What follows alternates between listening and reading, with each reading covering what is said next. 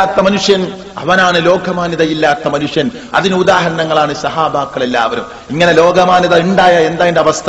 നിസ്കാരം പോലും ശിർക്കായി പോവും. നിസ്കാരം ശിർക്കായി പോവും. ലോകമാന്യത. ഞാൻ പറഞ്ഞു, ഇശാ നമസ്കരിച്ച ഒരു സഹോദരന്റെ മനസ്സിൽ എന്റെ വാപ്പുണ്ട്, ഇവിടെ എവിടെ UAE എന്റെ വാപ്പുണ്ട്, അല്ലെങ്കിൽ എന്റെ വാപ്പുണ്ട്. വാപ്പ വിചാരിക്കും ഞാൻ നിസ്കരിക്കലില്ല.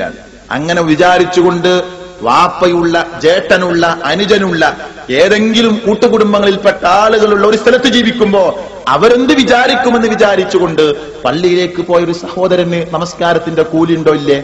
നിങ്ങൾ ചിന്തിക്കൂ, ഉണ്ടോ ഇല്ലേ? കൂലിയില്ലെന്ന് മാത്രമല്ല, അവൻ ചെയ്തത് ഷിർക്കാണ്. അതിനാ ചെറിയ ഷിർക്ക് എന്ന് പറഞ്ഞത്. കേട്ടോളൂ നിങ്ങൾ, ഹദീസിൽ ഞാൻ കൃത്യമായ വാക്കുകൾ നിങ്ങളെ കേൾപ്പിക്കാം. അള്ളാഹുവിന്റെ റസൂല് പഠിപ്പിക്കുന്നു സഹാബാക്കളോട്, മൻ സ്വല്ല യുറാഇ ഫഖദ് അശ്റക വമൻ സ്വാമ യുറാഇ ഫഖദ് അശ്റക വമൻ തസദ്ദഖ യുറാഇ ഫഖദ് അശ്റക. ഒരു സംശയം ഈ വിഷയത്തിൽ വേണ്ട. എന്താ പറഞ്ഞത്? മൻ സ്വല്ല യുറാഇ, ആരെങ്കിലും കാണാൻ വേണ്ടി നമസ്കരിച്ചു കഴിഞ്ഞാൽ ഫഖദ് അശ്റക, അവൻ ശിർക്ക് ചെയ്തവനാണ്. ചിന്തിച്ചോ, ആലോചിച്ചോ, ഞാൻ എത്ര ശിർക്ക് ചെയ്തിട്ടുണ്ടാവും, ഞാൻ എത്ര ശിർക്ക് ചെയ്തിട്ടുണ്ടാവും. വമ്പിച്ച ശിർക്കിൽ നിന്ന് മാറി നിൽക്കണേ എന്ന് ആഗ്രഹിക്കുന്ന നമ്മൾ, വലിയ പാപമാകുന്ന ശിർക്കിൽ നിന്ന് മാറി നിൽക്കണേ എന്ന് കൊതിക്കുന്ന നാം, ചെറിയ ശിർക്ക് അറിയാതെ ചെയ്തു പോകുന്നുണ്ടോ? എന്താ പറഞ്ഞത്? മൻ സ്വാമ യുറാഇ, ആരുടെയെങ്കിലും പ്രശംസയ്ക്ക് വേണ്ടി, ആരുടെയെങ്കിലും ഒരു ബഹുമതിക്ക് വേണ്ടി നോമ്പ് നോറ്റവൻ, നോമ്പനുഷ്ഠിച്ചവൻ ഫഖദ് അശ്റക, അവൻ ശിർക്ക് ചെയ്തവനാണ്. സ്വതക്ക കൊടുത്തവൻ ശിർക്ക് ചെയ്തവനാ. ചില ആളുകൾ പറയാറുണ്ട്, ഈ ഹാജിയടുത്ത് പോയാല്, ഇന്ന ആളെടുത്ത് പോയാല് നമുക്ക് വേണ്ട പിരിവിട്ടും എന്നൊക്കെ പറയും. അയാളും പറയും, എന്റെ അടുത്ത് വന്നാൽ ഞാൻ നന്നായി കൊടുക്കാറുണ്ട്, ഏതായാലും നമുക്ക് അള്ള തന്നതല്ലേ, കൊടുക്കുക, ഞാൻ ഇന്നാൾക്ക് ഇത്ര കൊടുത്തു, ഇന്നാൾക്ക് ഇത്ര കൊടുത്തു എന്നൊക്കെ പറയുന്ന ആളുകളുണ്ടാവും. പോയി ആ സ്വതക്കയുടെ കൂലിയൊക്കെ നഷ്ടപ്പെട്ടു. ഇതൊന്നും സഹാബാക്കൾ ആരും ആഗ്രഹിച്ചിട്ടില്ല. ഈ കൂട്ടത്തിൽ പ്രിയപ്പെട്ടവരെ, നിങ്ങളുടെ കൂട്ടത്തിൽ നിന്ന് ഒരുപാട് സംഭാവന ചെയ്തവരുണ്ടാവും, ഒരുപാട് ധർമ്മം ചെയ്തവരുണ്ടാവും, ദാനധർമ്മങ്ങൾ ഒരുപാട് ചെയ്തവരുണ്ടാവും. ഒറ്റ കുട്ടിനോടും പറയരുത്, ഒരാളോട് പോലും പറയരുത്. എന്തിനാ നിങ്ങൾ പറയുന്നത്? നിങ്ങൾ ആളുകൾ ബഹുമാനിക്കാനാ? നിങ്ങൾ ആളുകൾ ആദരിക്കാനാ? നിങ്ങളെ കാണുമ്പോ മടക്കി കുത്തിയ തുണിയൊക്കെ നയിച്ചിട്ട് നിങ്ങളെ ബഹുമാനിക്കാനാ? നിങ്ങളെ കൂലി നഷ്ടപ്പെടും. നിങ്ങളെ കൂലി നഷ്ടപ്പെടുമെന്ന് മാത്രമല്ല, ആ പണം നഷ്ടപ്പെടും. അതും മാത്രമല്ല, പകരം കുറ്റം ലഭിക്കും. നിങ്ങൾ നോക്കൂ, ഞാൻ പറഞ്ഞല്ലോ, ഉമർ ഇബ്നുൽ ഖത്താബ് റളിയല്ലാഹുവിന്റെ ജീവിതത്തിലേക്ക് തന്നെ തിരിയാൻ നമുക്ക് എത്രയെത്ര സംഭവങ്ങളുണ്ട് സഹോദരന്മാരെ. ഉമർ ഇബ്നുൽ ഖത്താബ് റളിയല്ലാഹു നാട് ഭരിച്ചുകൊണ്ടിരിക്കുന്ന സമയം, ആ സമയത്ത് വഴിയാത്രക്കാർ അതിലൂടെ കടന്നു പോകുന്നു. ഒരുപാട് വഴിയാത്രക്കാർ ഓരോ നാട്ടിലൂടെയും കടന്നു പോകാം. യാത്രക്കിടയിൽ ഭാര്യയും ഭർത്താവും സഞ്ചരിക്കുന്നതിനിടയിൽ അവർ ടെന്റ് കെട്ടി ഒരു സ്ഥലത്ത് താമസിക്കുന്നു. അല്പസമയം അല്ലെങ്കിൽ അല്പ ദിവസം താമസത്തിനിടയിൽ ഈ പെണ്ണിന് പ്രസവ വേദന അനുഭവിക്കുന്നു. നിങ്ങൾ ചിന്തിക്കണം, നമ്മുടെ ഈമാൻ ശരിക്കും പരിശോധിക്കാനുള്ള ഒരു ഉദാഹരണമാണിത്. ആർക്കൊക്കെ ഈമാനുണ്ട്, ആരൊക്കെ മുജാഹിദായിട്ടുണ്ട്. എന്താ മുജാഹിദ്? ത്യാഗം സഹിക്കാൻ തയ്യാറുള്ളവൻ.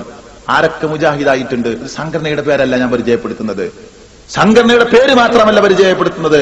ഖുർആൻ പഠിപ്പിക്കുന്ന മുജാഹിദ്, ത്യാഗങ്ങൾ സഹിക്കാൻ തയ്യാറുള്ള, കഷ്ടപ്പാടുകൾ സഹിക്കാൻ തയ്യാറുള്ള, ദൈവീക മാർഗത്തിൽ എന്തും നേരിട്ട് ഏറ്റുവാങ്ങാൻ തയ്യാറുള്ള ഒരു മുജാഹിദ് ഉണ്ടോ? നമ്മൾ ഉമർ റളിയല്ലാഹുവിന്റെ ചരിത്രത്തിലേക്ക് തിരികെ നമ്മൾ വഴിയാത്രക്കിടയിൽ ടെന്റ് കെട്ടി താമസിക്കുമ്പോ പ്രസവ വേദന അനുഭവിക്കുന്നു ഈ സഹോദരന്റെ കൂടെയുള്ള ഭാര്യക്ക്. ശരി, പ്രസവവേദന അനുഭവിച്ച് എന്ത് ചെയ്യും? ഒരാണ് മാത്രമാണുള്ളത്. പ്രസവത്തെ സഹായിക്കാൻ, പ്രസവവേദന അനുഭവിക്കുന്ന പെണ്ണിനെ സഹായിക്കാൻ ഭർത്താവുന്ന അയാൾക്ക് അറിയില്ല. അയാൾ ടെന്റിന് പുറത്തിറങ്ങി അങ്ങോട്ടും ഇങ്ങോട്ടും അസ്വസ്ഥനായി, വെപ്രാളപ്പെട്ട് എന്തുണ്ട് മാർഗമെന്ന് അന്വേഷിച്ച് അങ്ങോട്ടും ഇങ്ങോട്ടും നടന്നുകൊണ്ടിരിക്കുന്നു. വേഷപ്രച്ഛന്നനായി കടന്നു വരുന്നു അവിടെ ഉമർ. എന്താ നിങ്ങൾ അങ്ങോട്ടും ഇങ്ങോട്ടും നടന്നുകൊണ്ടിരിക്കുന്നത്? എന്തെങ്കിലും സഹായം ആവശ്യമുണ്ടോ എന്ന് ചോദിക്കുമ്പോ ഈ മനുഷ്യൻ പറയുന്നു, നിങ്ങളെപ്പോലെയുള്ള ഒരാളുടെ സഹായമല്ല എനിക്ക് ആവശ്യം, ഒരു പെണ്ണിന്റെ സഹായമാണ് എനിക്ക് ആവശ്യം. എന്ന് പറഞ്ഞാൽ എന്റെ ഭാര്യയാകുന്ന പെണ്ണിനെ സഹായിക്കാൻ മറ്റേതെങ്കിലും ഒരു സ്ത്രീയുടെ സഹായമാണ് എനിക്ക് ആവശ്യം. കടന്നു വന്നത് അമീറുൽ മുഅ്മിനീൻ ഉമർ ഇബ്നുൽ ഖത്താബ് റളിയല്ലാഹു അൻഹു ആണെന്ന് ഈ മനുഷ്യൻ അറിയുന്നില്ല. അവിടെ നിന്ന് പെട്ടെന്ന് അപ്രതീക്ഷനായി ആര്? ഉമർ റളിയല്ലാഹു അൻഹു. സ്വന്തം കൂര കിലോമീറ്റർ അപ്പുറമുള്ള ഒരു സ്ഥലത്താണ് തന്റെ കൊട്ടാരമുള്ളത്.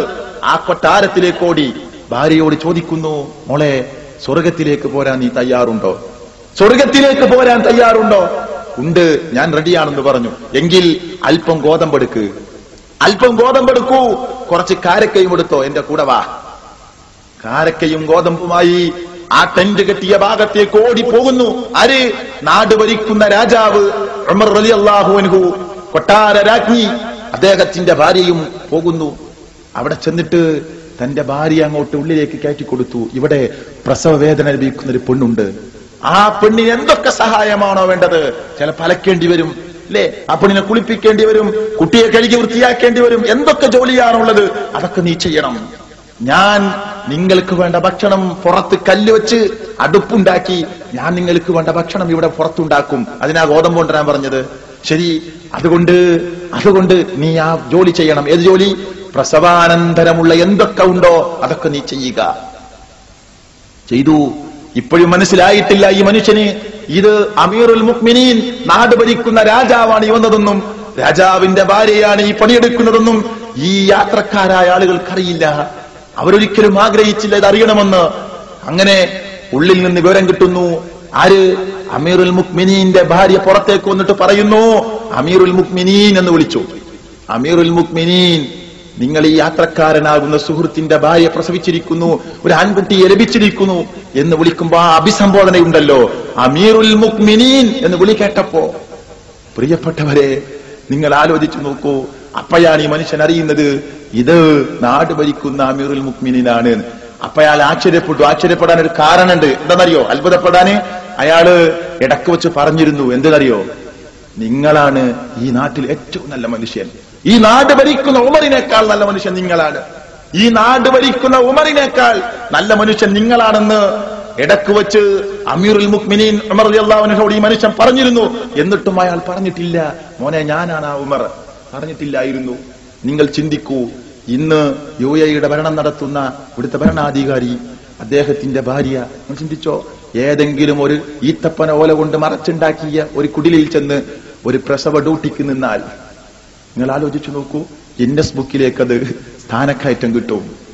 നാട് ഭരിക്കുന്ന അമീറുൽ മുഅ്മിനീൻ സ്വന്തം ഭാര്യയെ ഏൽപ്പിച്ചു കൊടുക്കുന്നു പ്രസവ വേദന അനുഭവിക്കുന്ന പെണ്ണിന്റെ വീട്ടിലേക്ക്, ടെന്റിലേക്ക്. ഞാൻ ചോദിക്കട്ടെ, ഈമാനുള്ള മുജാഹിദുകളെ, നിങ്ങൾക്ക് ഈമാനുണ്ടെങ്കിൽ, നിങ്ങൾക്ക് തഖ്വയുണ്ടെങ്കിൽ, നിങ്ങൾക്ക് ഇഖ്ലാസ് ഉണ്ടെങ്കിൽ, റബ്ബൊരുക്കിയ സ്വർഗമാണ് അത്രമാണ് നമ്മൾ ആഗ്രഹിക്കുന്നതെങ്കിൽ, ഞാൻ ചോദിക്കട്ടെ, എനിക്കും നിങ്ങൾക്ക് കഴിയോ?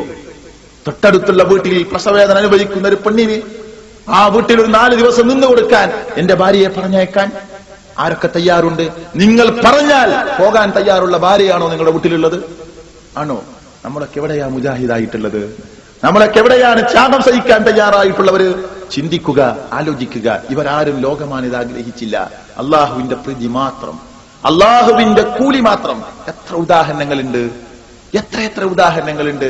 നോക്കൂ, നാളെ പരലോകത്ത് 3 വിഭാഗം ആളുകൾ, ഒരുപാട് ആളുകൾ വരും.